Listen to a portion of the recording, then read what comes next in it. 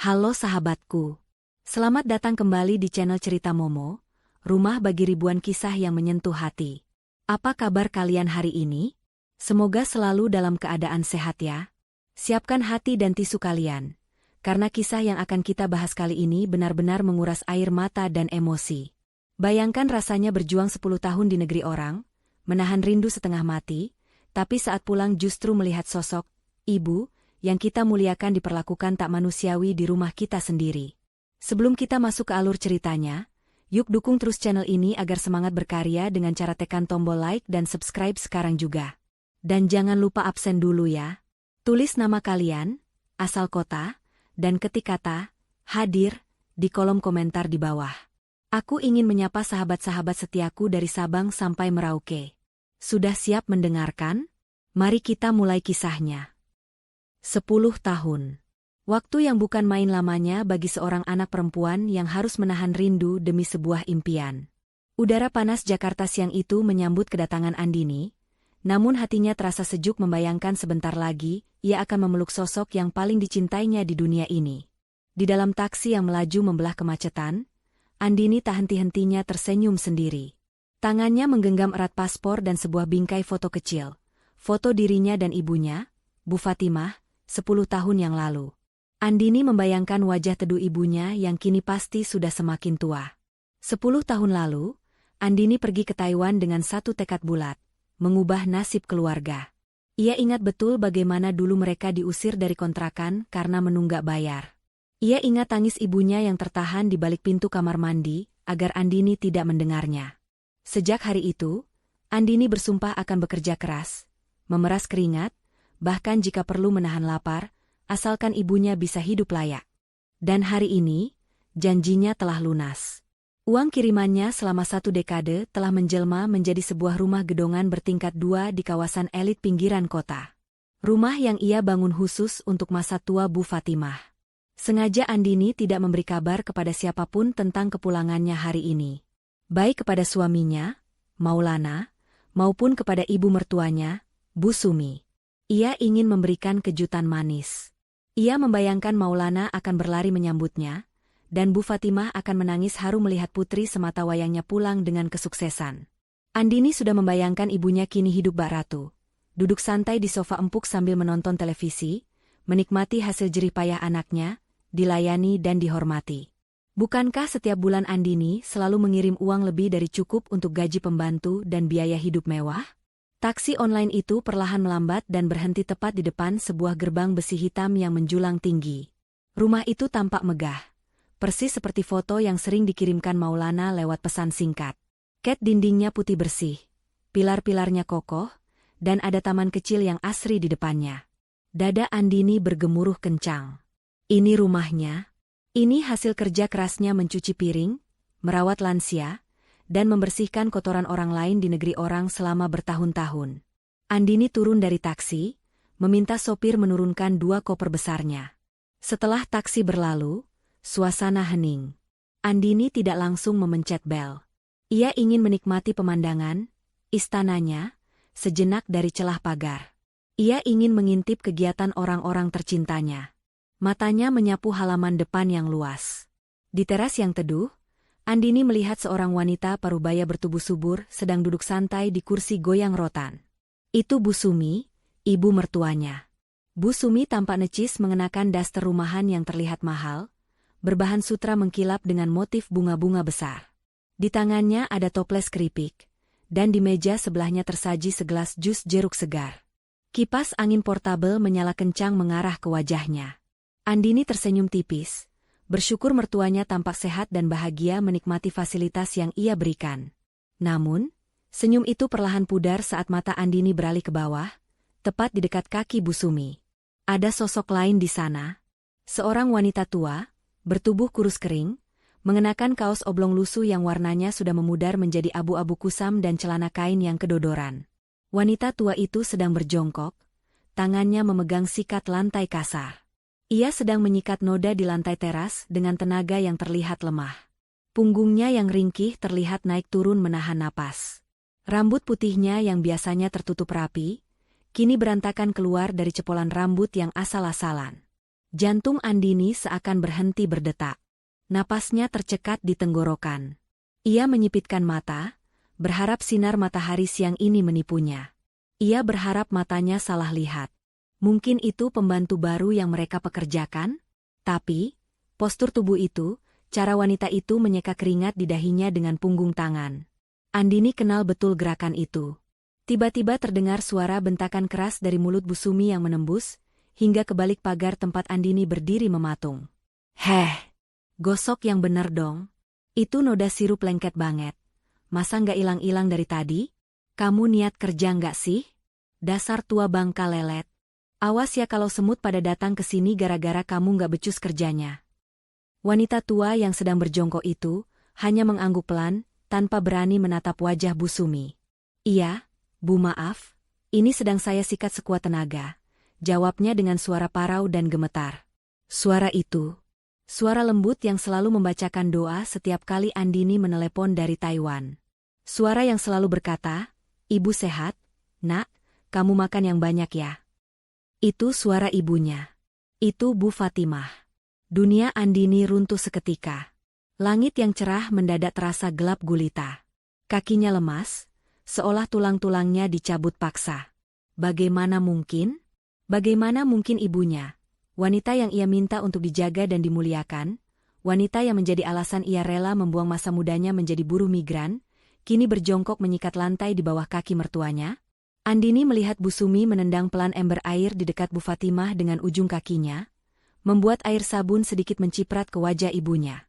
Bu Fatimah hanya diam, menyeka cipratan air itu dengan ujung kaos lusuhnya, lalu kembali menyikat lantai dengan tangan yang gemetar. Tidak ada perlawanan. Tidak ada kemarahan. Hanya kepasrahan yang menyayat hati. Air mata Andini jatuh tanpa bisa ditahan. Panas dan perih. Bukan air mata haru seperti yang ia bayangkan di dalam taksi tadi, melainkan air mata kemarahan dan luka yang teramat dalam. 10 tahun ia banting tulang, mengirimkan uang puluhan juta setiap bulan, hanya untuk melihat ibunya dijadikan babu di rumah yang dibeli dengan keringat anaknya sendiri. Cengkeraman tangan Andini pada gagang koper terlepas. Brak! Koper besar itu jatuh menghantam aspal jalanan. Suaranya cukup keras memecah keheningan siang itu. Di teras, Bu Sumi terlonjak kaget sampai toples keripiknya hampir tumpah.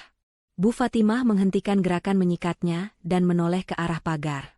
Kedua wanita tua itu menatap ke arah gerbang. Di sana, berdiri Andini dengan wajah merah padam, air mata bercucuran, dan tatapan mata yang menyeratkan badai besar akan segera datang. Pandangan mata Andini dan Bu Fatimah bertemu. Mata tua yang lelah itu membelalak kaget, seolah tak percaya melihat putrinya berdiri nyata di sana. Namun bagi Andini, tatapan ibunya itu seperti pisau yang mengiris jantungnya.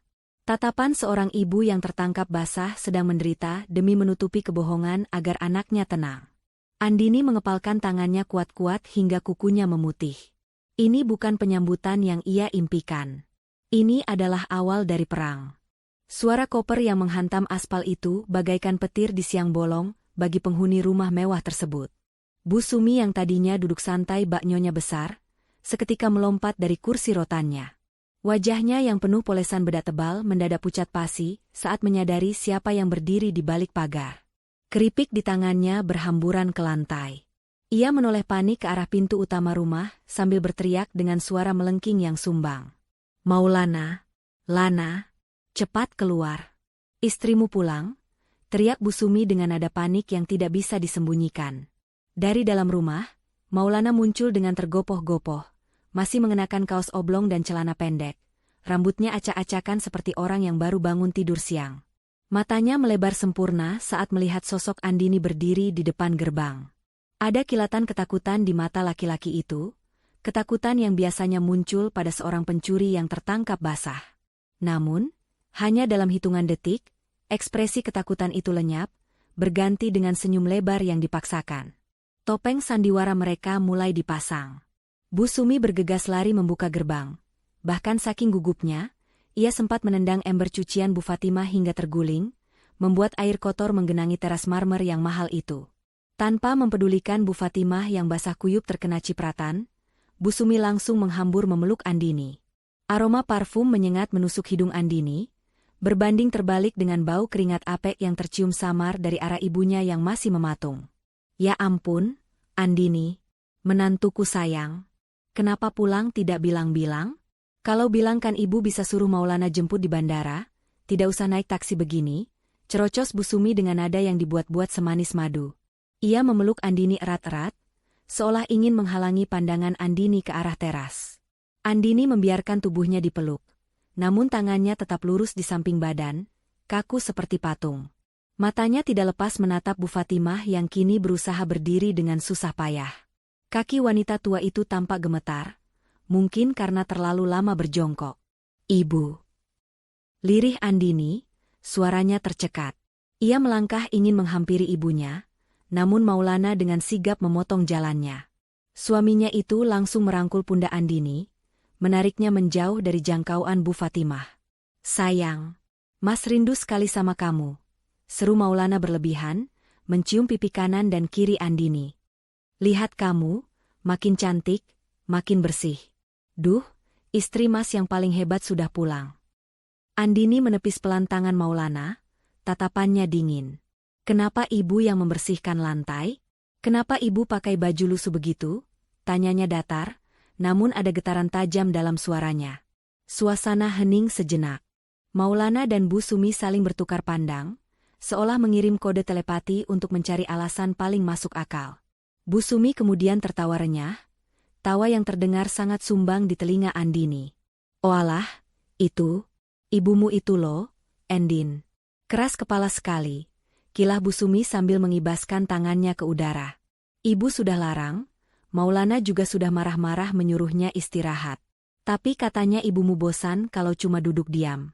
Katanya hitung-hitung olahraga biar badannya tidak kaku. Ya namanya orang tua zaman dulu, tidak betah kalau lihat lantai kotor sedikit. Iya kan, Lana? Maulana mengangguk cepat, kepalanya bergerak seperti boneka per di dashboard mobil. Betul, sayang. Mas sudah bilang, Bu, biar dibersihkan sama tukang bersih-bersih langganan, tapi ibumu ngotot. Katanya dia mau menyambut kepulanganmu dengan rumah yang bersih hasil tangannya sendiri. Mas jadi tidak tega melarang. Andini menatap ibunya. Bu Fatimah menunduk dalam-dalam, menyembunyikan wajahnya yang keriput. Perlahan, wanita tua itu mengangguk lemah, membenarkan kebohongan yang baru saja dikarang oleh besan dan menantunya. Iya, Nak, ibu cuma mau gerak sedikit. Jangan dimarahi suamimu ya, dia baik sama ibu, ucap Bu Fatimah dengan suara lirih yang bergetar. Hati Andini remuk redam mendengar pembelaan ibunya. Ia tahu itu bohong. Ia tahu ibunya sedang melindungi perasaannya agar tidak terjadi keributan di hari pertama kepulangannya. Namun, demi menghormati ibunya, Andini menelan amarah itu bulat-bulat. Ia memutuskan untuk ikut bermain dalam drama memuakan ini. Kalau begitu, aku mau peluk ibu dulu, kata Andini tegas, melangkah maju. Tapi sekali lagi, Bu Sumi menghalangi dengan tubuh gempalnya. Eits, jangan dulu, Endin.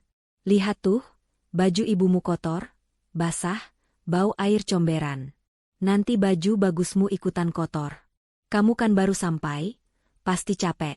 Masuk dulu, duduk di sofa, biar ibumu mandi dan ganti baju dulu. Masa pelukan sama anak kesayangan bau keringat begitu? Bu Sumi segera menoleh ke arah Bu Fatimah dengan tatapan mata yang mendelik tajam, sebuah isyarat ancaman yang hanya bisa dilihat oleh mereka berdua. Bu Fatimah, sana ke belakang dulu. Mandi yang bersih, ganti baju yang layak. Malu sama Andini? Bu Fatimah mengangguk takut. Ia memungut ember dan sikat lantainya dengan tergesa-gesa. Saat ibunya berbalik badan hendak menuju ke arah belakang rumah, bukan ke arah kamar tamu utama, angin sore menyingkap sedikit lengan baju panjangnya yang kedodoran. Mata Andini menangkapnya. Di sana, di lengan kurus yang hanya tinggal kulit pembalut tulang itu, terdapat memar berwarna biru keunguan. Memar itu terlihat baru, seperti bekas cengkeraman tangan yang kasar. Napas Andini tertahan. Itu bukan luka karena jatuh. Itu luka kekerasan. Andini ingin berteriak, ingin mengejar ibunya dan memeriksa seluruh tubuh rentanya. Tapi Maulana sudah menarik tangannya dengan lembut namun memaksa, membawanya masuk ke dalam rumah mewah itu. Ayo masuk, sayang. Mas sudah belikan sofa kulit asli dari Itali pesananmu. Empuk sekali. Kamu pasti betah duduk di sana seharian, ujar Maulana sambil membukakan pintu jati ukir yang megah. Andini melangkah masuk ke dalam rumah impiannya dengan langkah berat. Interior rumah itu luar biasa mewah. Lantai marmer berkilau, lampu gantung kristal, dan perabotan mahal memenuhi setiap sudut. Dulu, ia membayangkan rumah ini akan menjadi surga bagi masa tua ibunya. Tapi sekarang, saat ia melihat kemewahan ini, perutnya terasa mual. Setiap barang mewah di sini terasa seperti dibeli dengan tetesan air mata dan darah ibunya. Maulana mendudukkan Andini di sofa besar di ruang tengah, lalu berlutut di depannya, melepas sepatu Andini dengan gaya bak seorang pelayan setia. Mas pijat ya kakinya? Pasti pegalkan di pesawat lama, tawarnya dengan senyum manis yang membuat Andini ingin muntah. Di belakang mereka, Bu Sumi sibuk menyembunyikan toples-toples camilan mahalnya, takut Andini bertanya dari mana uang untuk membeli semua makanan impor itu. Andini membiarkan kakinya dipijat oleh suaminya. Ia bersandar di sofa, memejamkan mata, menarik napas panjang. Di balik kelopak matanya yang terpejam, bayangan memar di lengan ibunya terus menari-nari. Rasa kaget dan sedihnya perlahan bermetamorfosis menjadi sesuatu yang lebih gelap, lebih dingin, dan lebih berbahaya. Dendam. Nikmatilah pijatanmu sekarang, Mas, batin Andini dingin. Karena sebentar lagi, kamu tidak akan punya tangan untuk memohon ampun padaku. Sandiwara dimulai. Dan Andini berjanji, dia yang akan menjadi sutradaranya kali ini. Malam semakin larut, menyelimuti rumah mewah itu dalam keheningan yang mencekam. Di kamar tidur utama yang luas dan berpendingin udara, Maulana sudah terlelap, mendengkur halus di balik selimut tebal yang hangat. Laki-laki itu tidur dengan wajah tanpa dosa, seolah tidak ada beban kejahatan yang ia sembunyikan. Namun di sebelahnya, mata Andini terbuka lebar menatap langit-langit kamar yang dihiasi lampu downlight redup. Sejak tadi sore, Andini berpura-pura lelah akibat jet lag agar bisa segera masuk kamar dan menghindari obrolan basa-basi dengan suami dan mertuanya. Ia menunggu. Menunggu hingga seluruh penghuni rumah benar-benar terlelap. Hatinya tidak tenang. Bayangan memar di lengan ibunya dan kebohongan-kebohongan manis yang dilontarkan Bu Sumi terus berputar di kepalanya seperti kaset rusak. Perlahan, Andini menyingkirkan tangan Maulana yang memeluk pinggangnya. Ia turun dari ranjang dengan gerakan sangat hati-hati agar tidak menimbulkan suara decitan. Tanpa mengenakan alas kaki, Andini melangkah keluar kamar seperti hantu, menyusuri lorong rumah yang gelap. Tujuannya satu, kamar tamu di lantai bawah. Dulu, saat merancang denah rumah ini lewat panggilan video, Andini meminta khusus agar kamar tamu di lantai bawah didesain senyaman mungkin untuk Bu Fatimah. Ia meminta kasur ortopedi untuk punggung ibunya yang sering sakit, jendela besar menghadap taman agar ibunya bisa melihat bunga di pagi hari, dan kamar mandi dalam agar ibunya tidak perlu berjalan jauh. Andini sampai di depan pintu kamar itu. Jantungnya berdebar kencang. Ia memutar gagang pintu perlahan. Terkunci. Kening Andini berkerut. Kenapa dikunci? Apakah ibunya dikunci dari luar? Dengan tangan gemetar, Andini mencari kunci cadangan yang biasanya ditaruh di laci bufet ruang tengah. Beruntung, kunci itu masih ada di sana. Dengan napas tertahan, ia membuka pintu kamar itu. Klik. Pintu terbuka. Cahaya lampu dari ruang tengah menerobos masuk, menyinari isi kamar. Andini terbelalak. Kamar itu kosong dari kehidupan manusia. Tidak ada kasur ortopedi, tidak ada lemari pakaian ibunya. Kamar yang seharusnya menjadi tempat istirahat ibunya itu kini penuh sesak dengan tumpukan kardus barang-barang online shop, rak-rak sepatu koleksi Bu Sumi, dan sebuah alat olahraga treadmill yang terlihat jarang dipakai dan kini beralih fungsi menjadi gantungan baju kotor. Kamar ini bukan kamar tidur. Kamar ini telah diubah menjadi gudang barang-barang mewah mertuanya. Ibu. Desis Andini, air matanya mulai menggenang lagi. Jika ibunya tidak tidur di sini, lalu di mana? Firasat buruk menuntun langkah Andini menuju bagian belakang rumah, area servis yang dekat dengan dapur kotor dan tempat mencuci. Semakin ke belakang, udara terasa semakin pengap dan lembab. Bau sisa makanan dan deterjen menguar di udara.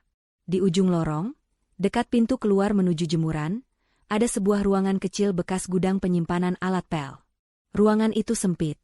Ukurannya mungkin hanya 2x3 meter. Tidak ada jendela, hanya ventilasi kecil di atas pintu yang tertutup debu tebal. Pintu ruangan itu sedikit terbuka. Andini mendorong pelan pintu kayu yang catnya sudah mengelupas itu. Suara engsel yang berkarat memecah keheningan malam. Cahaya senter dari ponsel Andini menyapu isi ruangan itu, dan pemandangan di depannya membuat lututnya seketika lemas, hingga ia harus berpegangan pada kusen pintu agar tidak ambruk. Di atas lantai keramik yang dingin, hanya beralaskan kasur busa tipis yang sudah kempes dan berwarna kusam, Bu Fatimah sedang tertidur meringkuk. Tidak ada selimut tebal, hanya kain jarik batik tua yang menutupi tubuh ringkihnya. Sebuah kipas angin kecil yang baling-balingnya penuh debu berputar berisik di sudut ruangan, berusaha mengusir hawa panas dan nyamuk yang berdengung. Di samping bantal yang apek, tergeletak botol air mineral bekas yang diisi air putih dan piring plastik bekas makan yang belum diangkat. Ini bukan kamar manusia. Ini kandang. Bahkan kucing peliharaan tetangga di Taiwan diperlakukan lebih baik daripada ini. Andini membekap mulutnya sendiri, menahan isak tangis agar tidak pecah dan membangunkan seisi rumah. Ia melangkah masuk, mendekati sosok ibunya. Dengan lembut, ia duduk di tepi kasur tipis itu, mengusap rambut putih ibunya yang berantakan. "Bu?" panggil Andini lirih. Suaranya pecah. Bu Fatimah bergerak gelisah, lalu perlahan membuka matanya. Saat melihat siluet Andini dalam remang cahaya, wanita tua itu terlonjak kaget dan berusaha bangun dengan susah payah. "Endin? Ya Allah, Nak, kenapa kamu di sini? Kenapa belum tidur?" tanya Bu Fatimah dengan suara serak, panik.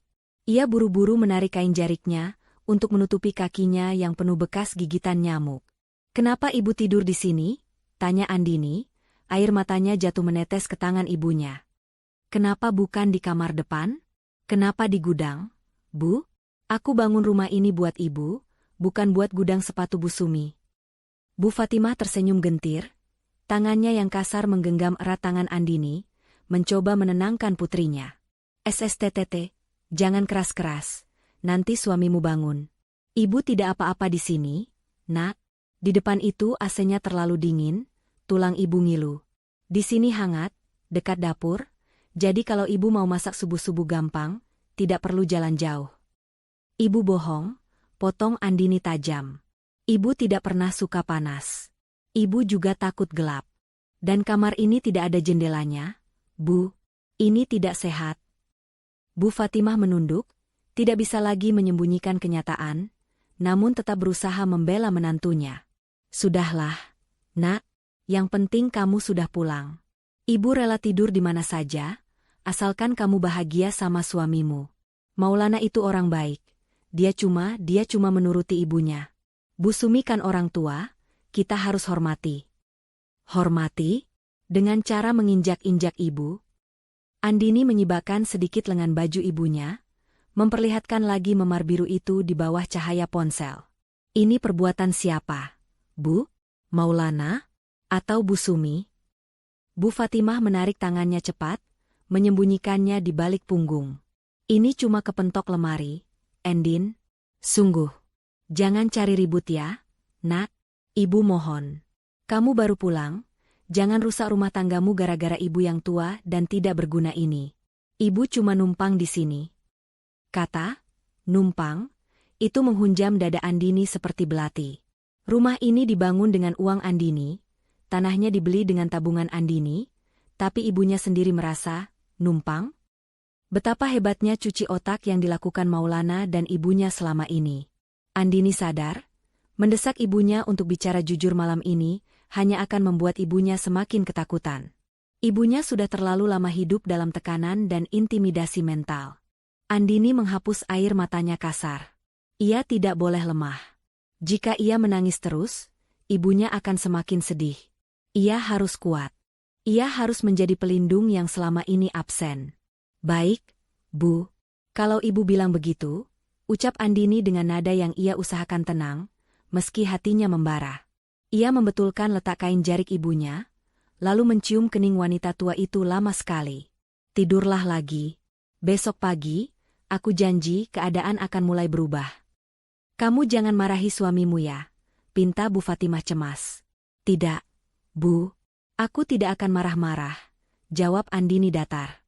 "Aku tidak akan marah, tapi aku akan menghancurkan mereka pelan-pelan, tambahnya dalam hati. Andini melangkah keluar dari gudang pengap itu, meninggalkan ibunya yang kembali mencoba tidur di tengah dengungan nyamuk.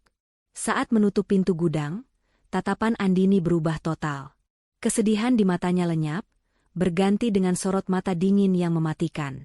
Di lorong gelap itu, Andini mengepalkan tangannya. Malam ini adalah malam terakhir ibunya tidur di gudang, dan malam ini adalah malam terakhir Maulana serta Bu Sumi tidur nyenyak di atas penderitaan orang lain. Besok, Andini tidak akan lagi menjadi istri penurut yang buta. Besok, ia akan mulai menarik benang-benang kebohongan mereka satu persatu. Andini berjalan kembali ke kamar tidur utama. Ia menatap Maulana yang masih mendengkur. Dalam hati ia berbisik, tidurlah yang nyenyak, Mas. Karena besok, mimpi burukmu akan dimulai. Pagi itu, meja makan di rumah mewah Andini sudah terhidang berbagai macam menu sarapan yang menggugah selera. Ada nasi uduk lengkap, ayam goreng, hingga buah-buahan potong yang segar. Bu Sumi duduk di kursi utama dengan wajah berseri-seri, sementara Maulana sibuk menyendokkan nasi ke piringnya. Pemandangan yang terlihat harmonis bagi orang luar, namun bagi Andini, ini adalah panggung sandiwara babak kedua. Andini keluar dari kamar dengan pakaian rapi. Ia tersenyum manis, senyum yang ia latih semalaman di depan cermin kamar mandi untuk menutupi gejolak amarah di dadanya. Matanya menyapu ruangan, mencari sosok ibunya. Ia menemukan Bu Fatimah sedang berdiri di dekat wastafel dapur kotor, memakan sisa nasi semalam dengan lauk tempe goreng dingin, terpisah jauh dari meja makan keluarga. Hati Andini teriris. Namun ia menahan diri untuk tidak meledak saat itu juga.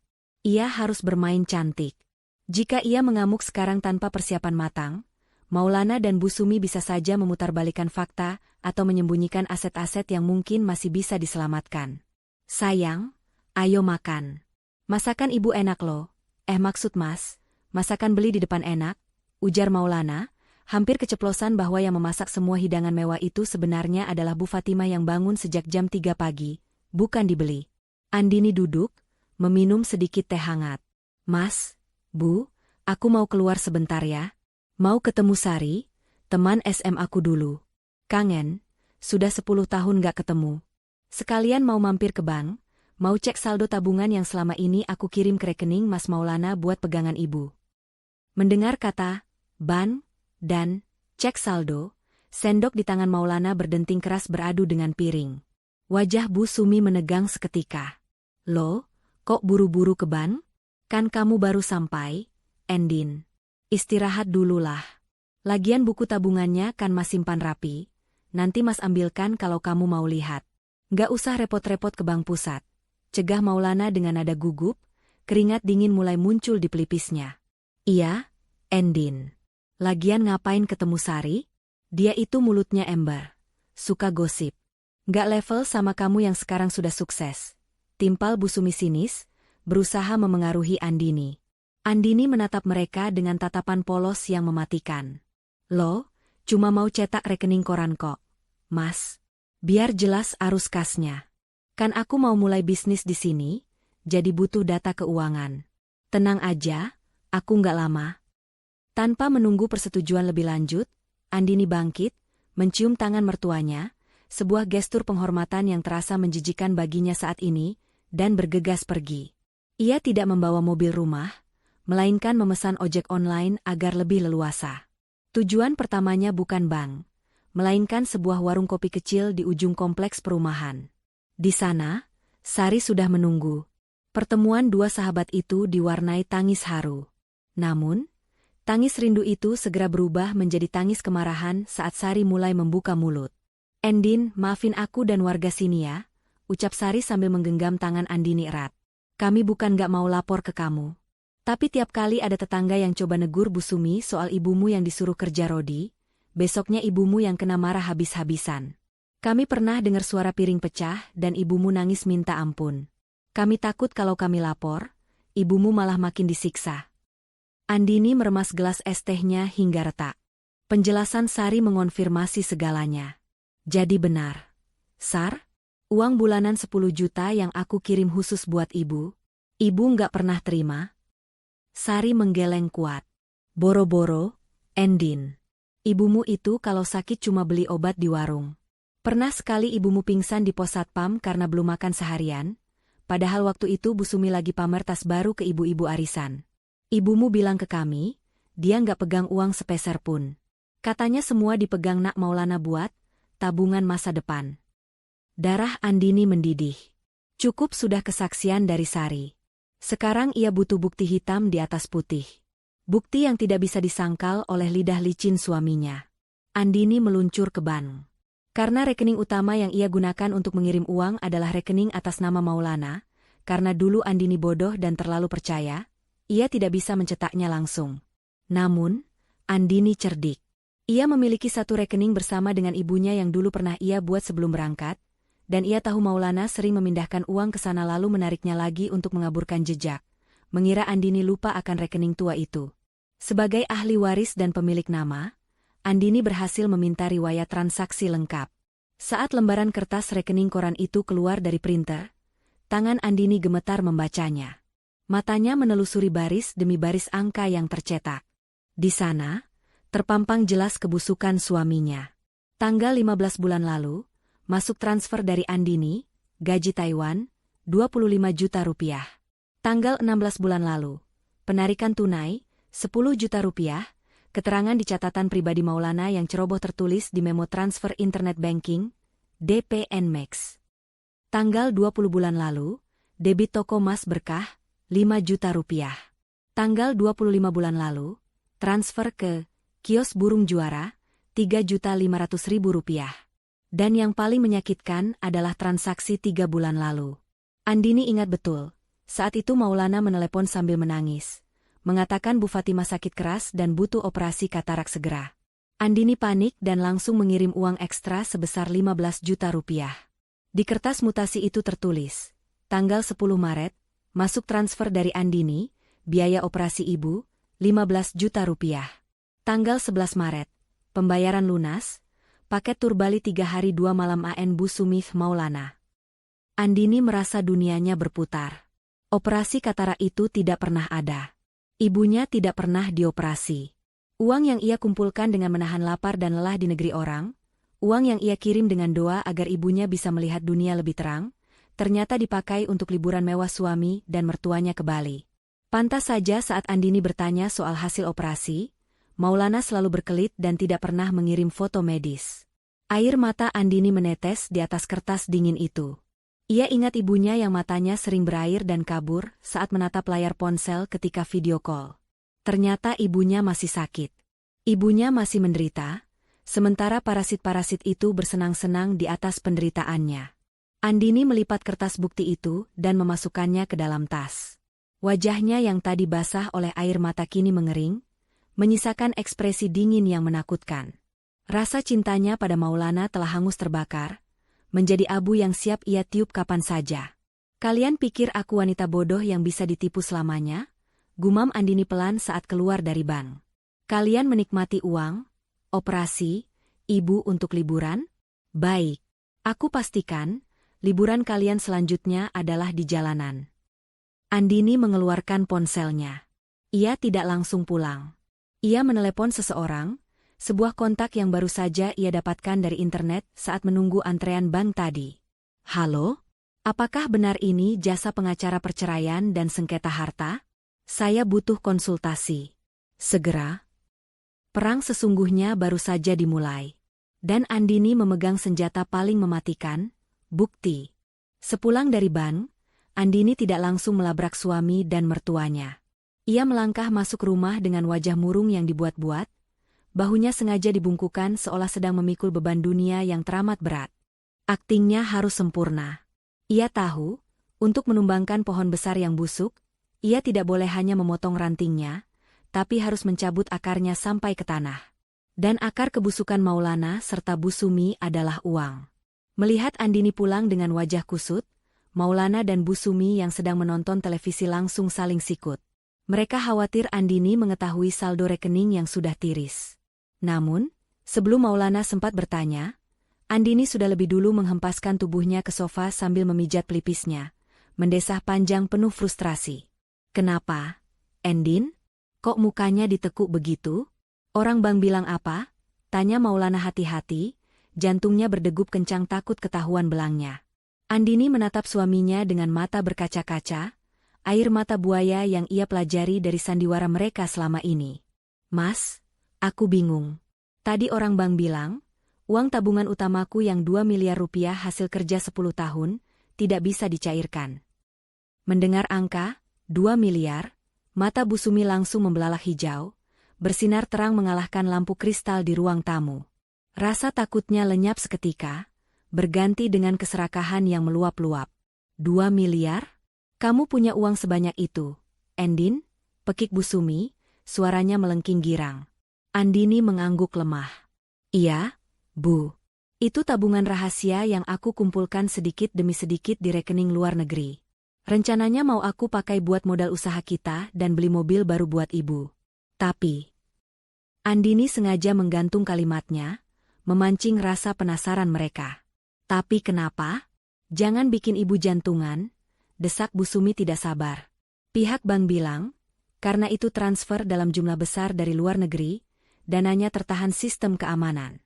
Kalau mau cair besok, harus ada dana pancingan, atau biaya administrasi prioritas sebesar 100 juta rupiah yang disetor tunai hari ini juga ke rekening perantara.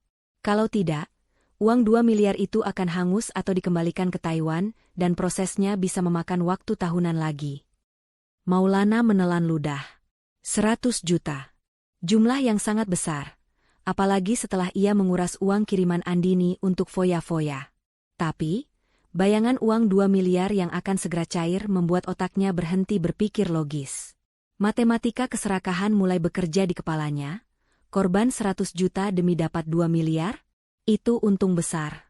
Waduh, Endin, uang kas kita lagi kosong. Mas baru saja pakai buat investasi tanah di luar kota. Bohong Maulana dengan gagap.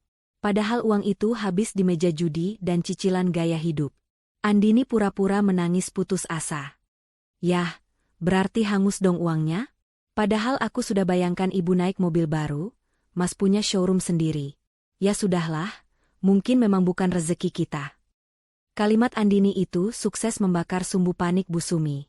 Wanita tua yang gila harta itu tidak rela melepaskan bayangan mobil baru dan status orang kaya raya di depan teman-teman arisannya. Ia langsung mencengkeram lengan Maulana. Lana, pikirkan cara. Jangan sampai uang 2 miliar itu melayang. Kamu ini laki-laki kok lelet amat mikirnya, bentak Bu Sumi. Maulana tampak berpikir keras, keringat dingin bercucuran. Tiba-tiba, Bu Sumi menjentikan jarinya. SK pensiun Bapak. SK almarhum bapakmu kan masih ada di lemari. Itu nilainya tinggi kalau digadaikan. Kita bisa dapat pinjaman cepat. Wajah Maulana cerah, tapi kemudian redup lagi.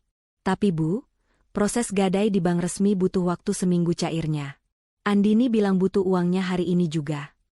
Andini melirik tajam dari balik telapak tangannya yang menutupi wajah. Ia menahan senyum sinis. Ikan sudah mulai memakan umpan. Ada Pak Burhan, Lana, rentenir yang di pasar itu, seru Bu Sumi tanpa ragu sedikitpun.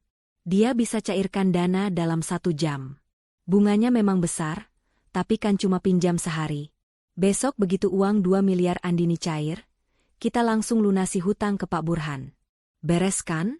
Kita masih untung 1,9 miliar. Logika sesat Bu Sumi terdengar sangat masuk akal bagi Maulana yang sudah dibutakan harta. Tanpa meminta persetujuan Andini, karena mereka menganggap Andini hanyalah sumber uang yang bodoh, Maulana langsung berlari ke kamar ibunya, mengobrak-abrik lemari, dan mengambil map berisi surat keputusan pensiun, SK pensiun, pegawai negeri sipil milik almarhum ayahnya. Itu adalah satu-satunya harta berharga peninggalan bapak mertua Andini yang selama ini dijaga, namun kini dikorbankan demi nafsu serakah. Mas pergi dulu, Endin. Kamu tenang saja, Mas akan urus dana pancingan itu. Pokoknya besok kita kaya raya. Seru Maulana penuh semangat sambil menyambar kunci motor. Bu Sumi ikut mengekor di belakangnya, ingin memastikan anaknya tidak membawa kabur uang pinjaman itu sendiri.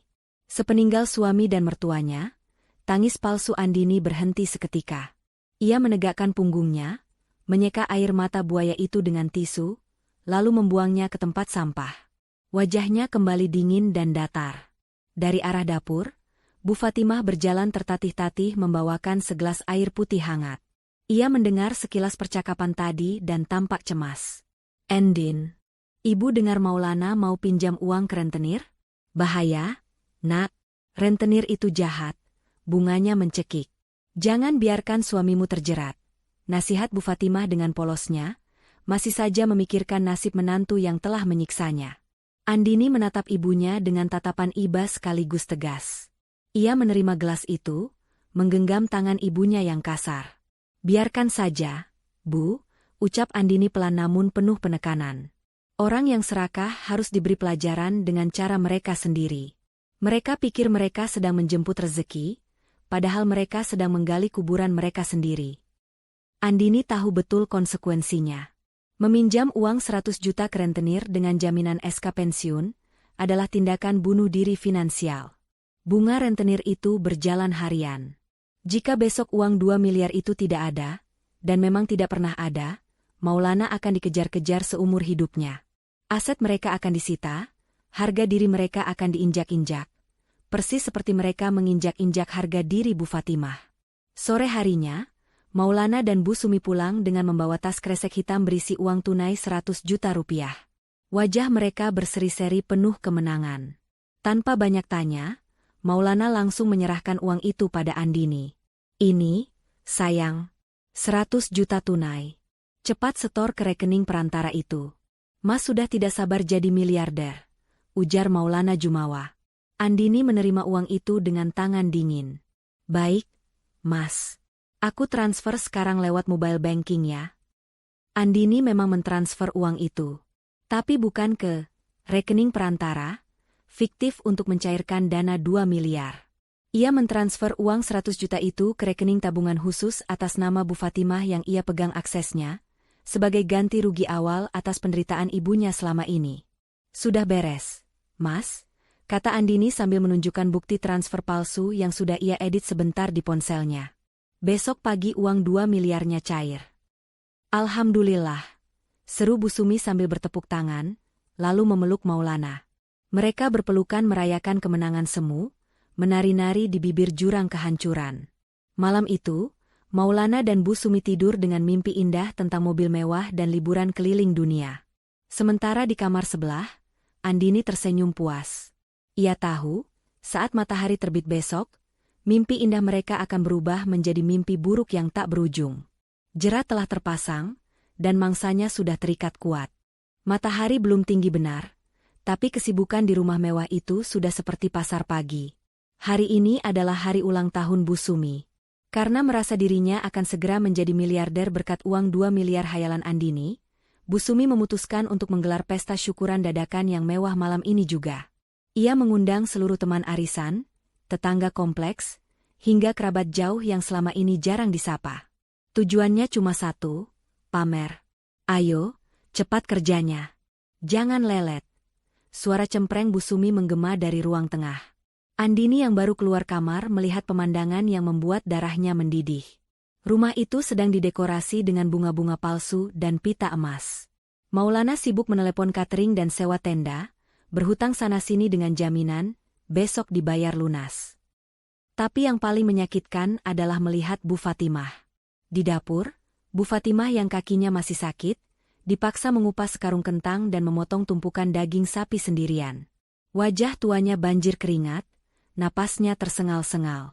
Sementara Bu Sumi duduk santai di meja makan sambil memilah-milah baju pesta mana yang akan ia pakai, sesekali membentak Bu Fatimah jika pisau di dapur berhenti berbunyi. "Bu," panggil Andini tajam, menghampiri meja makan. "Kenapa Ibu Fatimah disuruh masak sebanyak ini? Kan Mas Maulana sudah pesan catering." Bu Sumi menoleh tanpa rasa bersalah. "Ah, catering kan cuma buat tamu VIP, Endin. Kalau buat tetangga yang biasa-biasa, sayang uangnya. Mending masakan ibumu, gratis dan rasanya lumayan. Hitung-hitung dia bayar sewa numpang tidur dan makan di sini." Tangan Andini terkepal di samping tubuhnya. Kata-kata, numpang, itu lagi. Ingin rasanya ia menampar mulut mertuanya itu dengan sertifikat rumah yang asli. Tapi Andini menahan diri. "Sabar, Andini. Sedikit lagi." Biarkan mereka terbang tinggi sebelum kamu hempaskan ke tanah, batinnya. Andini berjalan ke dapur, mengambil pisau dari tangan ibunya. Ibu istirahat saja. Biar Andini yang lanjutkan atau kita beli saja lauk tambahan di warung. Bu Fatimah menahan tangan Andini, menggeleng lemah. Matanya menyiratkan ketakutan. Jangan, nak, nanti Bu Sumi marah. Ibu nggak apa-apa kok. Ibu senang bisa bantu acara mertuamu. Kamu dandan yang cantik sana, kan kamu bintangnya nanti malam. Malam pun tiba. Rumah itu terang benderang oleh lampu hias. Tamu-tamu mulai berdatangan dengan pakaian necis. Musik dangdut koplo diputar cukup kencang dari speaker sewaan. Bu Sumi berdiri di pintu depan Bak Ratu Inggris, mengenakan kebaya penuh payet yang menyilaukan mata, lehernya dililit kalung emas tebal, yang Andini tahu itu emas muda hasil kredit. Wah, Jeng Sumi, pestanya meriah banget. Dengar-dengar menantunya sukses besar ya di Taiwan? Tanya seorang ibu-ibu berlipstik merah menyala. Bu Sumi tertawa lebar, memamerkan gigi palsunya. Oh jelas dong. Andini itu menantu emas saya. Rumah ini, mobil, semua hasil didikan saya ke dia. Makanya dia berbakti banget. Sebentar lagi dia mau cairkan 2 miliar buat saya loh, Jeng. Tamu-tamu berdecak kagum, memuji Bu Sumi yang dianggap sukses mendidik anak dan menantu. Maulana berdiri di samping ibunya, membusungkan dada dengan bangga, seolah dialah yang bekerja keras. Sementara Andini berdiri di pojokan, tersenyum kecut melihat sirkus kemunafikan ini. Mana minumannya? Kok gelas tamu pada kosong? Teriak Bu Sumi tiba-tiba, suaranya melengking mengatasi suara musik. Ia menoleh ke arah lorong dapur. Dari sana, muncullah Bu Fatimah. Ibunya mengenakan seragam pelayan berwarna hitam putih, bekas seragam pembantu tetangga yang dipinjam paksa oleh Bu Sumi.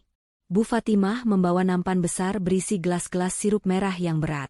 Langkahnya tertatih-tatih, tangannya yang kurus gemetar hebat menahan beban nampan itu. Andini melihat pemandangan itu dari seberang ruangan. Jantungnya serasa ditusuk ribuan jarum. Ibunya, wanita yang melahirkannya dengan taruhan nyawa, kini dijadikan tontonan sebagai pelayan di pesta orang yang merampok harta anaknya. Lama banget sih. Tamu keburu haus, bentak Bu Sumi di depan semua orang.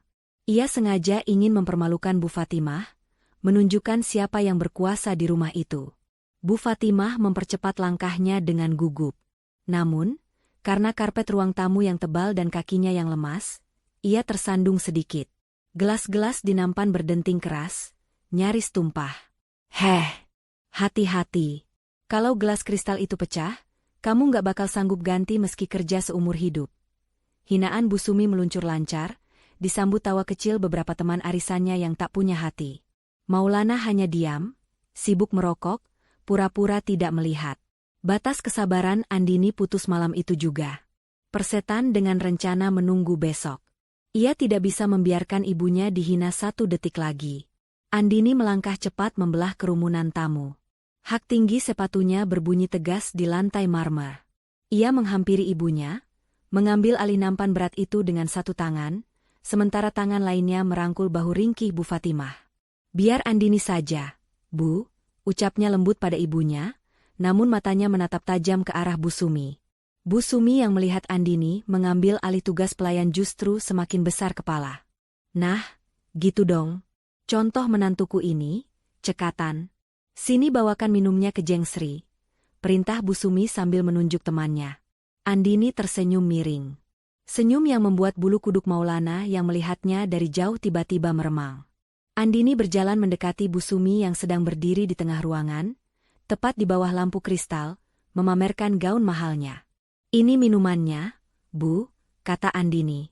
Saat jarak mereka tinggal 1 langkah, Andini sengaja, tersandung, kaki meja yang jelas-jelas terlihat. Biur. 1 nampan penuh berisi sirup merah kental itu tumpah seluruhnya. Bukan ke lantai, tapi tepat mengguyur tubuh Bu Sumi dari dada hingga ke kaki. Gaun kebaya mahal berwarna krem itu seketika berubah warna menjadi merah darah, lengket dan basah kuyup. Keheningan seketika menyergap ruangan itu. Musik seolah berhenti mendadak. Semua tamu ternganga. Bu Sumi menjerit histeris seperti orang kesurupan. Gaun mahalku. Mata kamu di mana, Andini? Andini berdiri tegak, tidak ada raut penyesalan sedikit pun di wajahnya. Ia justru menatap mertuanya dengan tatapan dingin yang menusuk tulang. "UPS, maaf Bu," ucap Andini datar, tanpa nada bersalah. "Tanganku licin. Sama licinnya seperti mulut orang yang berani menjadikan ibuku pembantu di pesta ini." Kalimat itu diucapkan dengan lantang, terdengar jelas oleh seluruh tamu undangan. Suasana pesta yang meriah seketika berubah mencekam. Maulana yang tadinya santai merokok, langsung membuang rokoknya dan berlari mendekat dengan wajah merah padam, siap menampar istrinya. Tapi Andini tidak gentar. Ia mengangkat dagunya, menantang suaminya dan mertuanya di hadapan semua orang. Pesta topeng ini sudah selesai. Sekarang saatnya membuka wajah asli. Tangan kekar Maulana melayang di udara, siap mendaratkan tamparan keras ke pipi Andini. Wajah laki-laki itu merah padam, urat-urat lehernya menonjol menahan amarah yang memuncak. Para tamu undangan menahan napas, beberapa ibu-ibu menutup mulut ngeri. Namun, Andini tidak bergeming satu inci pun. Ia tidak memejamkan mata, tidak juga menunduk takut. Ia menatap tajam tepat ke manik mata suaminya dengan sorot keberanian yang belum pernah dilihat Maulana sebelumnya. "Tampar, Mas," tantang Andini dengan suara rendah namun terdengar jelas di keheningan ruangan itu.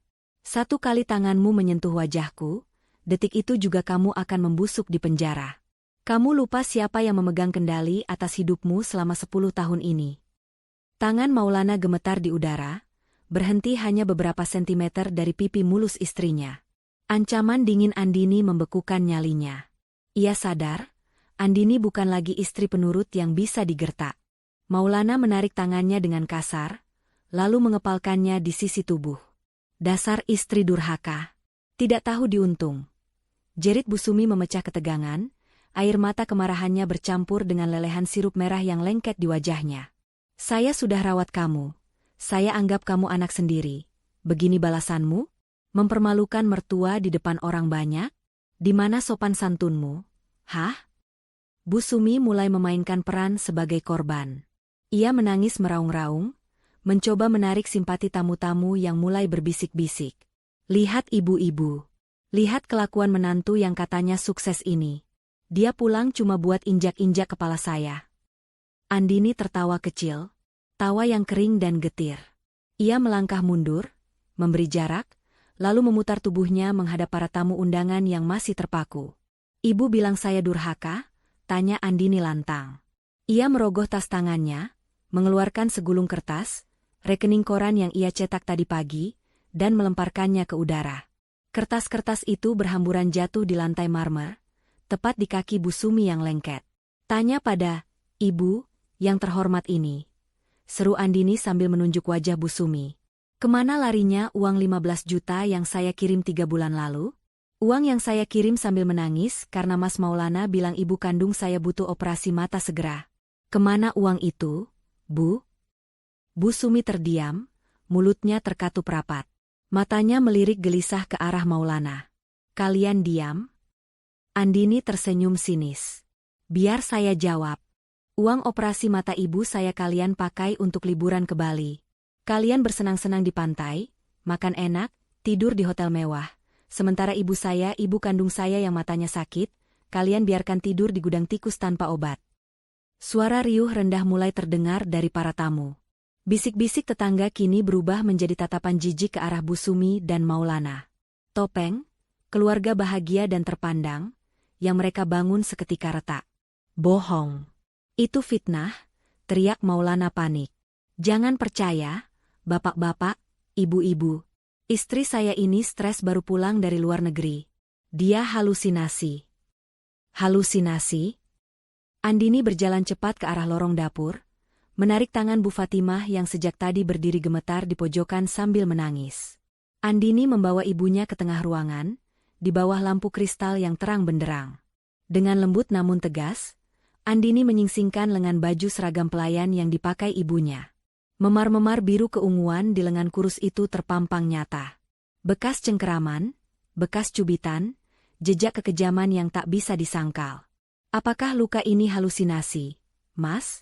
tanya Andini, suaranya bergetar menahan tangis kemarahan. Apakah fakta bahwa ibu kandungku, pemilik sah dari keringat yang membangun rumah ini, kalian jadikan babu yang mencuci celana dalam kalian, itu juga halusinasi? Andini menatap tajam ke arah tetangga-tetangga yang hadir. Kalian semua saksinya. Kalian sering dengar suara piring pecah, kan? Kalian sering lihat ibuku menjemur pakaian saat matahari terik sementara wanita ini. Andini menunjuk Bu Sumi, sibuk arisan dan pamer emas. Cukup, Endin. Cukup. Maulana yang merasa semakin terpojok dan malu luar biasa akhirnya meledak. Wajahnya gelap oleh amarah. Ia tidak peduli lagi pada tamu, ia hanya ingin membungkam mulut Andini yang terus menelanjangi aibnya. Maulana merangsek maju, hendak menarik paksa Andini untuk masuk ke kamar. Namun, Bu Fatimah yang melihat menantunya mengamuk, secara naluriah langsung pasang badan. Naluri seorang ibu yang ingin melindungi anaknya mengalahkan rasa takut dan sakit di kakinya. Bu Fatimah merentangkan tangan kurusnya di depan Andini, menghadang tubuh besar Maulana. Jangan, Nak Maulana, jangan sakiti Andini. Pukul ibu saja, jangan anak ibu. Ratap wanita tua itu memohon. Minggir kamu tua bangka. Jangan ikut campur urusan suami istri, bentak Maulana kalap. Tanpa pikir panjang, tangan kekar Maulana mendorong tubuh ringkih Bu Fatimah dengan kasar. Ibu, teriak Andini. Tubuh tua yang lemah itu terhuyung ke belakang. Kaki Bu Fatimah yang memang sudah sakit tak mampu menahan keseimbangan. Ia terpental, menghantam sudut meja kayu jati yang keras, lalu jatuh terjerembab ke lantai dengan suara gedebuk yang menyakitkan. Aduh!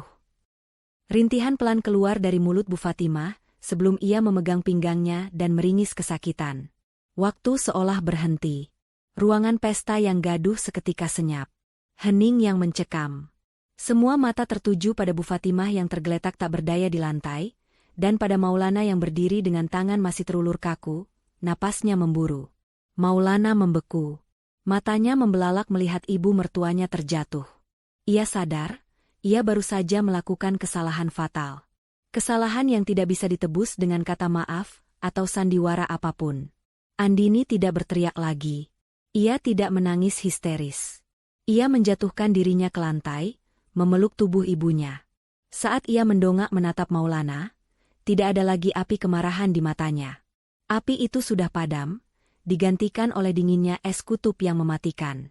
Tatapan itu bukan tatapan seorang istri kepada suami, melainkan tatapan seorang eksekutor kepada terpidana mati. Kamu.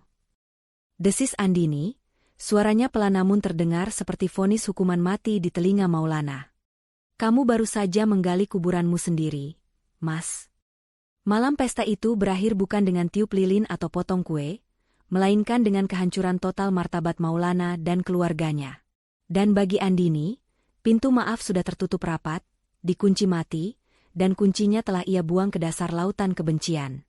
Pagi itu, sinar matahari terasa seperti sorotan lampu interogasi yang menyilaukan bagi Maulana dan Bu Sumi.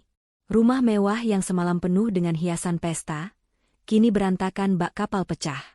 Sisa-sisa makanan berserakan, gelas-gelas kotor menumpuk, dan aroma amis sirup yang tumpah semalam masih tercium menyengat di ruang tamu. Namun, bukan kekacauan itu yang membuat keringat dingin sebesar biji jagung mengalir di pelipis Maulana. Mereka duduk di ruang tengah dengan wajah tegang. Bu Sumi yang biasanya cerewet, kini membisu 1000 bahasa. Matanya bengkak sisa menangis semalam karena malu. Sementara itu, Andini duduk tenang di sofa tunggal sambil menyeruput teh hangat, seolah tidak terjadi apa-apa. Di sampingnya, Bu Fatimah duduk diam, pinggangnya sudah dikompres dan diobati, menatap anak menantunya dengan pandangan nanar. Endin. Suara Maulana memecah keheningan, terdengar parau dan putus asa. Sekarang sudah jam 9 pagi. Mana uang 2 miliar itu? Kita harus segera melunasi hutang ke Pak Burhan. Bunganya jalan per jam, Endin. Tolonglah, jangan main-main. Andini meletakkan cangkir tehnya perlahan. Bunyi denting piring tatakan keramik terdengar nyaring di ruangan yang sunyi itu. Ia menatap suaminya dengan tatapan datar, tanpa ekspresi. Belum sempat Andini menjawab, suara gedoran keras di pintu depan membuat seisi rumah terlonjak. Dok, dok, dok, keluar. Bayar hutang atau kami dobrak. Suara teriakan garang terdengar dari luar, diikuti suara tendangan ke pagar besi. Wajah Maulana dan Bu Sumi seketika pucat pasi, darah seolah tersedot habis dari wajah mereka. Itu suara anak buah Pak Burhan, si rentenir kejam. Jatuh tempo pembayaran adalah pagi ini. Maulana panik setengah mati. Ia berlari ke arah jendela, mengintip dari balik tirai. Di depan pagar, 3 orang berbadan tegap dengan wajah sangar sudah berdiri menunggu. Salah satunya memegang linggis. Mati aku, mati aku. Gumam Maulana gemetar. Ia berbalik menatap Andini, lalu berlutut di kaki istrinya. Andini, cepat transfer uangnya. Mereka bisa bunuh Mas kalau nggak bayar sekarang. Mana uang 2 miliarnya? Andini menatap suaminya yang berlutut itu dengan jijik. Perlahan, senyum miring terbit di bibirnya. 2 miliar? Tanya Andini santai. Mas percaya uang itu ada? Maulana ternganga. Maksudmu? Tidak ada uang 2 miliar. Mas, jawab Andini dingin, menusuk langsung ke jantung pertahanan mental suaminya. Cerita tentang uang tertahan, dana pancingan, investasi itu semua bohong. Sama bohongnya seperti cerita, operasi katarak, ibu yang kamu karang. Bu Sumi yang mendengar itu langsung menjerit histeris, memegangi dadanya. Apa? Jadi uang 100 juta kemarin? SK pensiun Bapak? Kemana uangnya? Sudah aku amankan, potong Andini cepat. Anggap saja itu cicilan pertama untuk mengganti kerugian yang kalian sebabkan pada ibuku selama 10 tahun. SK pensiun itu sekarang jadi jaminan kebodohan kalian sendiri. Brak? Pintu depan didobrak paksa. 3 penagih hutang masuk dengan sepatu kotor mereka, menginjak lantai marmer tanpa permisi. Pak Burhan, pria berkumis tebal dengan jaket kulit, masuk terakhir sambil menghisap rokok kretek. Nah, ini dia tuan rumahnya, ujar Pak Burhan menyeringai seram. Mana duit saya? Pokok 100 juta, plus bunga harian dan denda keterlambatan jadi 120 juta. Cash. Sekarang. Maulana mundur ketakutan hingga punggungnya menabrak tembok. Pak Burhan tolong beri waktu. Saya ditipu istri saya. Saya nggak urus-urusan rumah tanggamu, bentak Pak Burhan. Kamu yang tanda tangan, kamu yang gadai SK, kamu yang terima duit. Bayar atau kami sita barang-barang di sini. Pak Burhan memberi kode pada anak buahnya. Mereka mulai bergerak kasar, hendak mengambil televisi layar datar berukuran besar di ruang tengah. Bu Sumi menjerit-jerit melarang, tapi langsung didorong hingga jatuh ke sofa. Ambil saja rumah ini, teriak Maulana putus asa, mencoba menyelamatkan dirinya sendiri dari pukulan. Sita rumah ini Pak, ini rumah saya, nilainya miliaran, cukup buat bayar hutang. Mendengar itu, Pak Burhan mengangkat tangan, menyuruh anak buahnya berhenti. Matanya berbinar licik. Boleh juga. Mana sertifikatnya? Ada di lemari. Ambil saja. Seru Maulana, rela kehilangan tempat berteduh asalkan nyawanya selamat. Tunggu, suara Andini terdengar tajam, memotong transaksi gila itu. Andini berdiri tegak, melangkah maju menghadapi para preman itu tanpa rasa takut sedikitpun. Dari dalam tas kerjanya yang ia siapkan di meja, ia mengeluarkan sebuah map hijau. Ia menarik selembar kertas tebal berhologram, sertifikat hak milik, SHM. Maulana tidak punya hak sejengkal pun atas tanah dan bangunan ini, ucap Andini lantang. Ia membuka sertifikat itu dan menunjukkannya tepat di depan wajah Pak Burhan. Di sana, tertulis jelas nama pemilik sah, Andini Putri. Bukan Maulana. 10 tahun lalu, sebelum saya kirim uang untuk beli tanah ini, saya sudah buat perjanjian pisah harta dan surat kuasa pembelian atas nama saya sendiri lewat notaris kepercayaan ayah saya. Jelas Andini, matanya melirik tajam ke arah Maulana yang kini melongo seperti orang bodoh. Maulana cuma perantara yang menandatangani akta jual beli sebagai wali, tapi hukumnya rumah ini 100% milik saya. Andini menatap Pak Burhan dengan berani. Bapak mau sita rumah saya untuk hutang pribadi dia? Silakan kalau Bapak mau saya lapor polisi detik ini juga atas tuduhan perampokan dan penyerobotan lahan.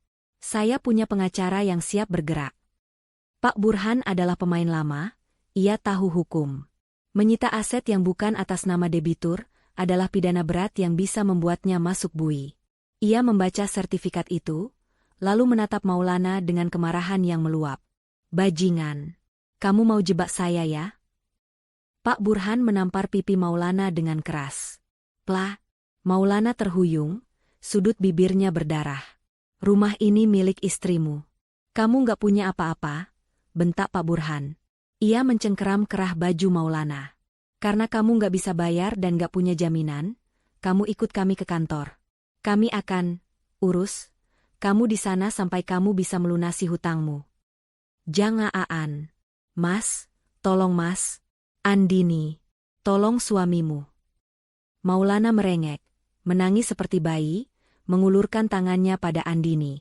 Bu Sumi ikut bersujud di kaki Andini. Endin, tolong Endin. Ibu minta maaf. Jangan biarkan Maulana dibawa. Andini menatap pemandangan itu dengan hati yang sudah membatu. Dulu, mungkin ia akan luluh. Tapi bayangan ibunya tidur di gudang sempit dan memar di lengan wanita tua itu, menghapus semua rasa ibanya. Maaf, Mas. Maaf, Bu, ucap Andini dingin.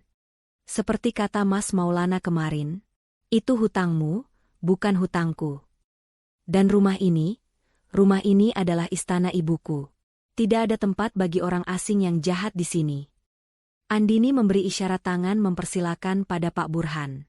Bawa saja dia, Pak. Urusan hutang piutang dia tidak ada hubungannya dengan saya. Pak Burhan menyeringai puas. Dua anak buahnya langsung menyeret Maulana keluar rumah dengan kasar. Maulana meronta-ronta, berteriak memanggil nama Andini, tapi Andini hanya memalingkan wajah, kembali duduk di samping ibunya dan menggenggam tangan keriput itu erat-erat.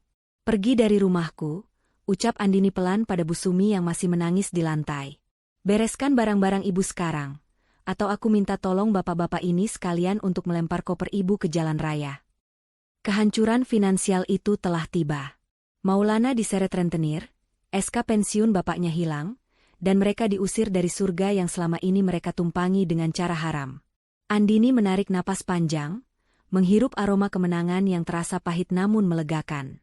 Matahari mulai condong ke barat, melemparkan bayang-bayang panjang yang suram ke dalam ruang tamu yang kini terasa asing bagi Maulana dan Bu Sumi. Beberapa jam telah berlalu sejak ributan dengan penagih hutang itu.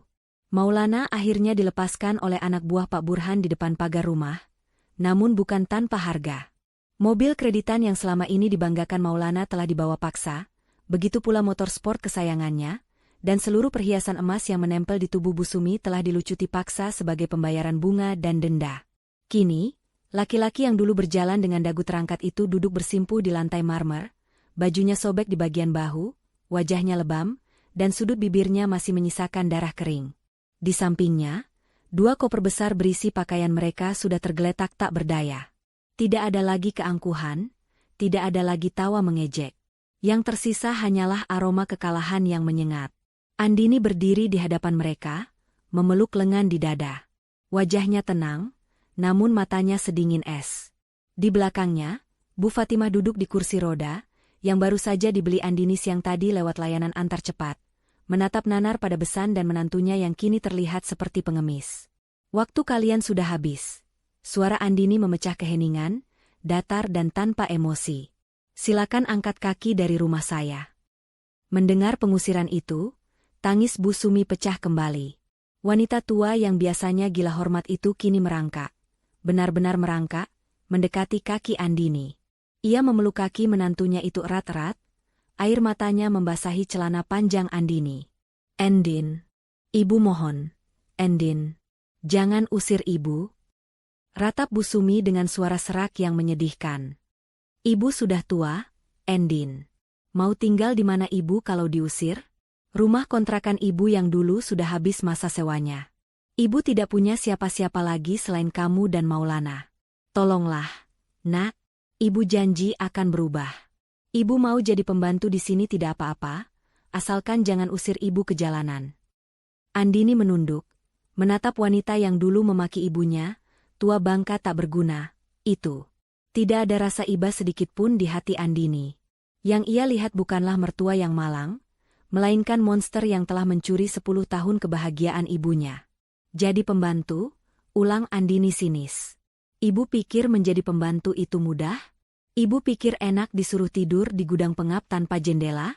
Ibu pikir enak dimaki-maki saat menyikat lantai sampai tangan gemetar? Itu yang ibu lakukan pada ibu kandung saya selama bertahun-tahun.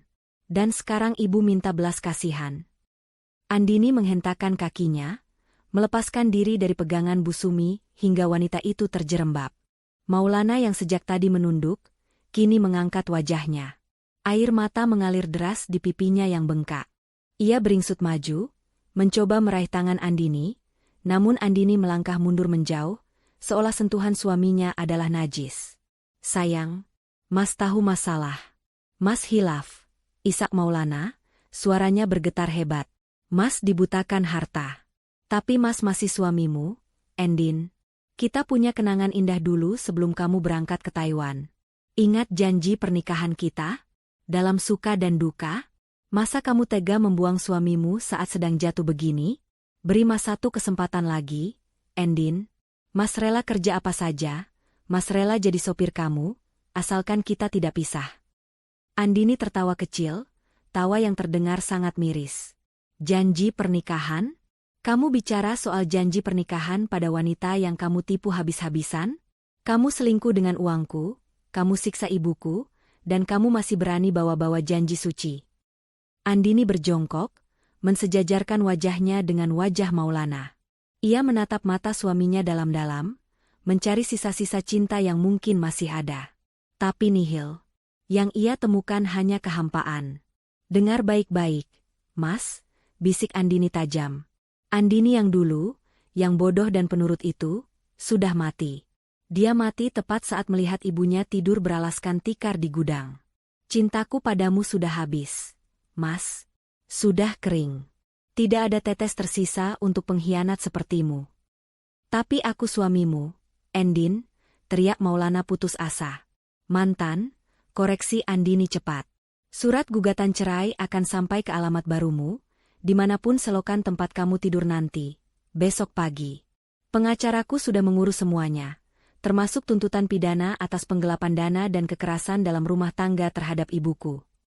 Maulana ternganga. Ia tidak menyangka Andini sudah bergerak sejauh itu.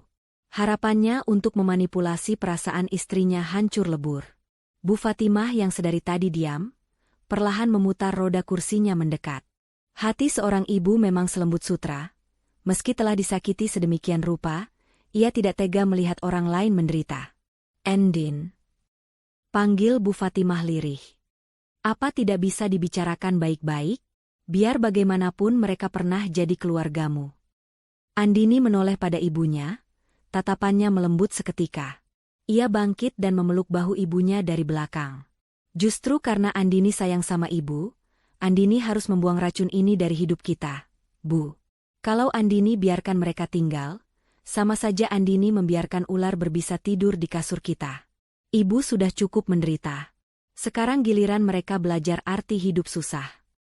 Andini kembali menatap suami dan mertuanya dengan sorot mata final. Tangannya menunjuk ke arah pintu keluar yang terbuka lebar. Pergi, perintah Andini. Satu kata. Singkat, padat, dan mutlak. Andini. Bu Sumi mencoba merayu lagi. Pergi, bentak Andini keras, membuat seisi ruangan bergetar. Atau aku panggil satpam kompleks untuk menyeret kalian seperti sampah. Maulana tahu ia sudah kalah telak. Dengan gemetar, ia bangkit berdiri, kakinya goyah. Ia memapah ibunya yang masih menangis terseduh-seduh untuk berdiri. Dengan langkah berat, mereka meraih koper-koper itu. Setiap langkah menuju pintu keluar terasa seperti berjalan menuju tiang gantungan. Saat mereka melangkah keluar dari teras, langit sudah mulai gelap. Gerbang besi hitam yang megah itu terbuka. Maulana sempat menoleh ke belakang sekali lagi, menatap istana yang seharusnya bisa ia nikmati seumur hidup jika saja ia tidak serakah. Ia menatap Andini yang berdiri tegak bak Dewi pembalas dendam di ambang pintu, dengan Bu Fatimah di sampingnya. Pintu jati besar itu perlahan ditutup oleh Andini dari dalam. Blam! Suara pintu tertutup itu menjadi penanda akhir dari segalanya. Maulana dan Bu Sumi berdiri di pinggir jalan aspal yang dingin. Tanpa mobil, tanpa uang, tanpa rumah, dan tanpa harga diri. Angin malam mulai menusuk kulit, membawa kabar buruk tentang masa depan yang suram. Dari balik pagar, mereka mendengar suara kunci diputar 2 kali. Klik, klik. Mereka benar-benar sudah terusir. Langit bergemuruh pelan, rintik hujan mulai turun, seolah alam pun setuju untuk membasuh jejak kotor mereka dari halaman rumah itu.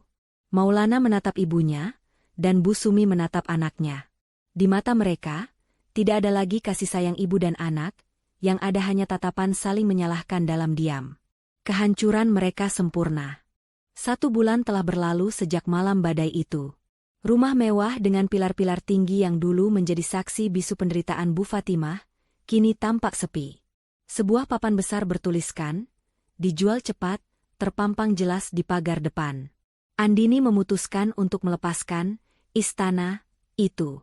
Baginya, rumah itu bukan lagi lambang kesuksesan, melainkan monumen keserakahan dan luka hati yang ingin ia kubur dalam-dalam. Uang hasil penjualan rumah itu sebagian ia sumbangkan ke panti jompo, seolah ingin membasuh sisa-sisa energi negatif yang melekat pada harta tersebut. Pagi itu, udara terasa sangat segar, berbeda dengan udara kota yang penuh polusi dan kemunafikan. Sebuah mobil MPV berwarna putih melaju perlahan membelah jalanan pedesaan yang di kanan kirinya terhampar sawah hijau menguning. Di dalam mobil, Andini menyetir dengan senyum yang merekah tulus, senyum yang sudah 10 tahun hilang dari wajahnya. Di kursi penumpang sampingnya, Bu Fatimah duduk dengan wajah berseri-seri, kaca jendela dibuka sedikit membiarkan angin pegunungan membelai wajah tuanya yang kini tampak lebih segar dan berisi. "Kita sudah sampai, Bu," ucap Andini lembut sambil membelokkan mobil memasuki halaman sebuah rumah kayu bergaya joglo yang asri. Rumah itu tidak semegah rumah gedongan mereka di kota. Tidak ada lantai marmer impor, tidak ada lampu kristal gantung, dan tidak ada pagar besi menjulang tinggi. Namun, rumah itu dikelilingi halaman luas yang penuh dengan bunga melati dan anggrek, bunga kesukaan Bu Fatimah. Ada kolam ikan kecil dengan gemericik air yang menenangkan, dan sebuah balai-balai bambu di teras depan yang menghadap langsung ke arah gunung. "Masya Allah, indah sekali, Nak," desah Bu Fatimah kagum. Matanya berkaca-kaca. "Ini rumah kita?" "Iya, Bu. Ini rumah kita," jawab Andini sambil mematikan mesin mobil. "Di sini tidak ada tangga tinggi yang bikin kaki ibu sakit. Tidak ada lantai licin yang harus ibu sikat setiap hari. Di sini, ibu cuma punya satu tugas. Bahagia." Mereka turun dari mobil. Andini menuntun ibunya berjalan pelan menuju teras. Tidak ada lagi seragam pelayan lusuh. Bu Fatimah kini mengenakan gamis katun lembut berwarna biru muda dan kerudung senada yang membuatnya terlihat anggun. Sari, sahabat Andini yang ikut membantu pindahan, menghampiri mereka sambil membawa nampan berisi teh hangat dan pisang goreng. "Endin, kamu dengar kabar terbaru soal mantan suamimu?" tanya Sari hati-hati. Andini menggeleng pelan sambil mendudukkan ibunya di kursi goyang. "Aku tidak peduli lagi, Sar. Tapi, apa kabar mereka?" "Tadi pagi aku lewat pasar induk," cerita Sari. "Aku lihat Bu Sumi sedang ribut sama pedagang sayur. Dia jualan kerupuk keliling tapi diusir karena menghalangi jalan. Bajunya kucel, Endin. Terus si Maulana, aku dengar dia sekarang kerja serabutan jadi kuli panggul di pasar itu. Mereka tinggal di kontrakan petak pinggir kali yang sering banjir. Tiap hari isinya cuma bertengkar saling menyalahkan siapa yang bikin mereka miskin." Mendengar itu, Bu Fatimah menghela napas panjang. Ada rasa iba di mata tuanya, tapi ia tahu itu adalah buah yang mereka tanam sendiri. "Semoga mereka sadar dan bertaubat ya, Nak," gumam Bu Fatimah tulus. Andini mengangguk. Ia tidak merasa senang di atas penderitaan mereka. Ia hanya merasa lega karena keadilan Tuhan telah bekerja dengan sempurna. "Sudah, Bu. Jangan pikirkan mereka lagi. Masa lalu biarlah berlalu." Sari pamit undur diri, membiarkan ibu dan anak itu menikmati waktu berdua. Sore itu, langit berwarna jingga keemasan. Andini berdiri di belakang kursi goyang ibunya, memegang sisir kayu. Dengan perlahan dan penuh kasih sayang, ia mulai menyisir rambut putih ibunya yang sudah memanjang. Dulu, tangan inilah yang menyisir rambut Andini saat kecil sebelum berangkat sekolah. Sekarang, giliran Andini yang berbakti. "Maafkan Andini ya, Bu," bisik Andini, suaranya bergetar menahan haru. Maaf Andini terlambat pulang. Maaf Andini sempat buta dan membiarkan ibu menderita sendirian. Bu Fatimah menepuk pelan tangan Andini yang ada di bahunya. Ia mendongak, menatap wajah putrinya dengan tatapan teduh. Kamu tidak pernah terlambat, Nak. 10 tahun kamu berkorban di negeri orang demi ibu, itu sudah lebih dari cukup. Ibu bangga punya anak sepertimu. Ibu tidak butuh rumah mewah, ibu tidak butuh emas permata. Ibu cuma butuh kamu ada di sini, di samping ibu. Andini membungkuk, memeluk leher ibunya dari belakang, menyandarkan pipinya ke pipi keriput ibunya yang hangat. Air mata bahagia menetes, jatuh di atas kerudung biru ibunya. Andini janji, Bu, mulai hari ini, tidak akan ada lagi yang berani menyakiti ibu. Andini tidak akan pergi lagi kemana-mana. Andini akan jaga ibu sampai akhir hayat. Di teras rumah sederhana itu, di bawah naungan senja yang damai, Andini menemukan kembali surganya yang sempat hilang. Ia sadar, surga bukanlah rumah mewah dengan tumpukan uang, melainkan senyuman tulus di wajah ibunya. Hatinya kini tenang, penuh, dan utuh kembali. Badai telah berlalu, dan pelangi indah kini menaungi sisa hidup mereka berdua. Tamat. Pesan moral cerita. Surga di telapak kaki ibu. Kesuksesan dan kekayaan seorang anak tidak ada artinya jika diraih dengan mengorbankan atau menelantarkan orang tua, terutama ibu. Memuliakan ibu adalah kunci keberkahan hidup. Harta bukanlah segalanya. Rumah mewah dan uang miliaran bisa lenyap dalam sekejap, tetapi kasih sayang tulus keluarga adalah harta abadi. Jangan sampai silau oleh materi hingga kehilangan hati nurani. Karma itu nyata. Perbuatan jahat, keserakahan, dan kesombongan, sekecil apapun, pasti akan menuai balasannya. Apa yang kita tanam, itulah yang akan kita tuai di kemudian hari. Komunikasi dalam pernikahan, kejujuran dan keterbukaan adalah pondasi rumah tangga. Ketika kebohongan mulai dipelihara demi menutupi keserakahan, kehancuran hanyalah soal waktu.